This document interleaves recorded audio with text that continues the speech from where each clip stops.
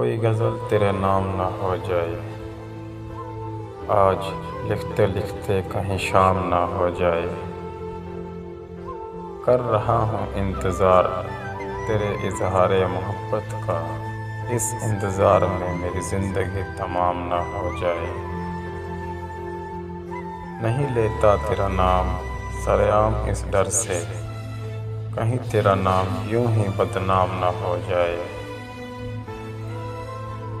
مانگتا ہوں جب بھی دعا تو یاد آتی ہے، کہیں جدائی میرے پیار کا انجام نہ ہو جائے۔